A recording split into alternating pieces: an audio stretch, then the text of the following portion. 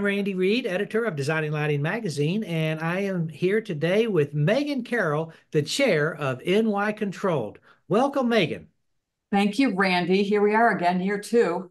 I know, and think about it, year two, I don't know of any show that's had a faster start than NY Controlled. What do you attribute that to? The need to know. The complexity of controls continues at an unchecked pace.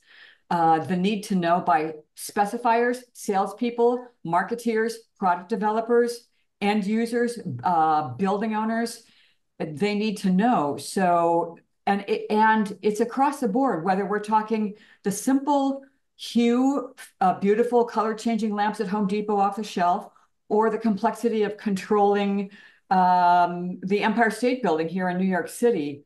Everyone needs to know. Everyone wants to understand. Okay, as chair of NY Control 2024, what excites you the most about this year's event, and how has it evolved from last year? It's evolved in the best way possible this year because on a logistics side, we've hired professional contractors. Last year, we were a startup band, grassroots garage band, doing everything ourselves. This year, we have hired some professionals who've made our job so much easier so we can focus on curating content for the sponsored presentations, working with exhibitors to make sure they understand what the opportunities are, what the resources are, and we've already exceeded last year's show floor. And we're in a bigger space this year because of that. And it really happened pretty organically. The moment people heard, they signed up to exhibit and to participate. So at the Metropolitan again this year, but on a different floor. The ground floor level, so it's a much larger footprint. Okay, because it was a bit tight last year, obviously. Exactly. And can you speak numbers? Can you tell me how many exhibitors are signed up? We have 44 exhibitors this year. This professional organization has helped your team, which Yes, allows you guys to focus more on content. right. Okay, Content creation, exhibitor curation, because a surprising number of people want to exhibit and not all of them are qualified. There were a good number that rejected because they simply didn't qualify or they didn't meet the standard.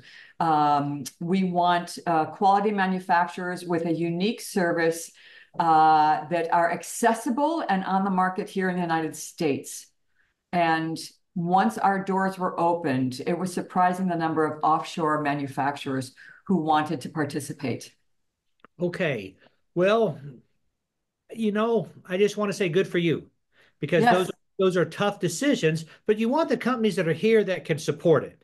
exactly. There's no reason to get companies involved with lighting designers that can't support it because it just frustrates everyone. Exactly. What lessons have you learned from last year's show? Hire professionals to do things like registration, the back of the house stuff.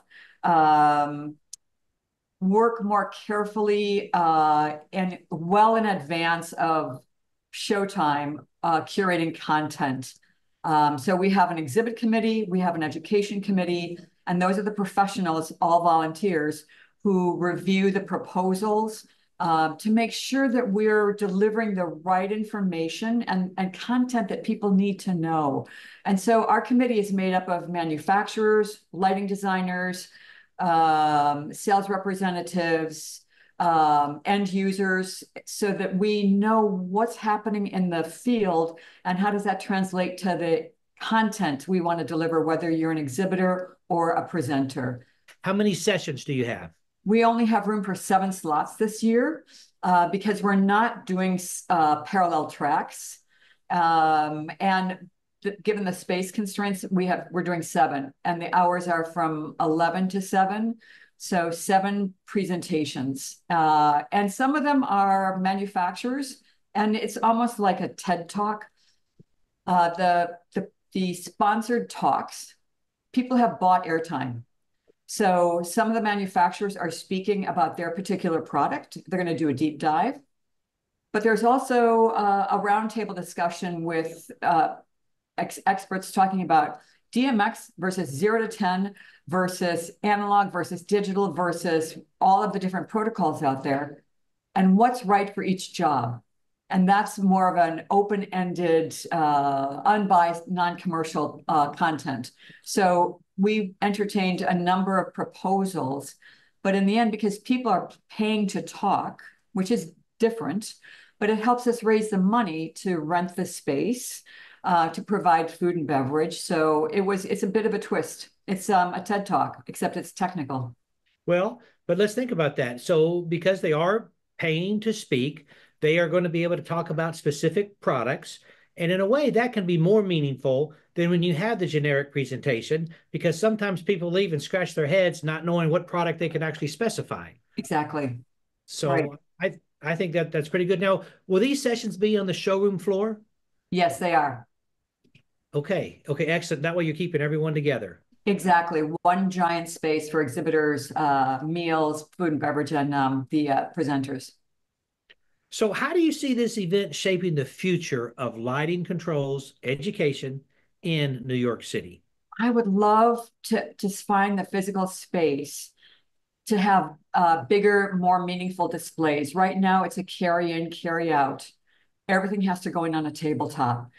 But I would love to see an opportunity where people can build out a control system with all the gear and then see how it operates. I'd love to see them have the opportunity to wire it wrong and wire it right. Hands-on.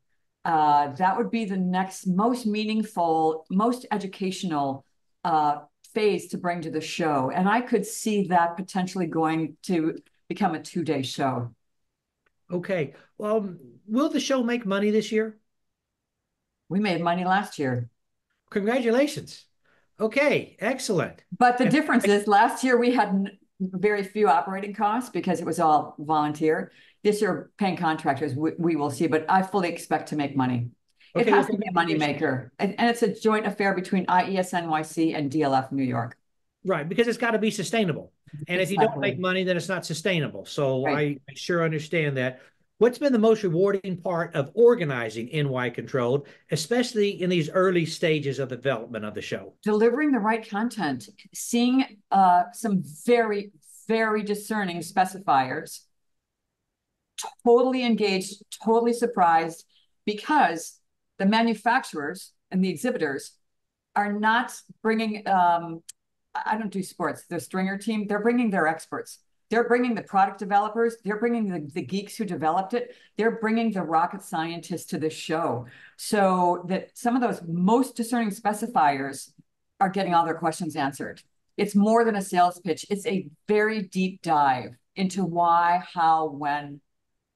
Okay. So, Megan, you and I have been having these discussions for really over 10 years, as has the industry. And controls are not where you and I think they should be. Why is that? And do you think this show might be the tipping point to finally get us where we need to be? Hey, actually, controls aren't where they need to be yet. I don't think they ever will be because that's about innovation and leadership. That's about creation. So there will always be new technologies. There will never be the standards that some people would like, where everybody uses the same, because we know no one size fits all. Because there's existing infrastructure that we have to address, as well as new construction that we have to address. And so we have to be able to build backwards and forwards with controls. What we need is more education. And that's what this show, the goal of the show is to deliver more education, more information, to make it less intimidating and to empower all of the stakeholders with that knowledge. Okay, understood. What is your long-term vision of NY Control? You touched on a little bit earlier about bigger and more hands-on displays. Do you envision ever being at a bigger venue? I believe so. Yes, that would be a goal so that we could have more physical setups, overnight events. Because once you bring all these people into town, they don't want to go away yet. They want to spend time with customers. They want to spend time training users or their own sales staff. So more time is already in the pipeline for next year, and more physical space again, so we could actually build out some hardware. some sets, have some mock-ups, have a dimming rack so you can see what happens when you pair an LED lamp with a dimmer and what happens next, because it doesn't always go the way you think it's going to go.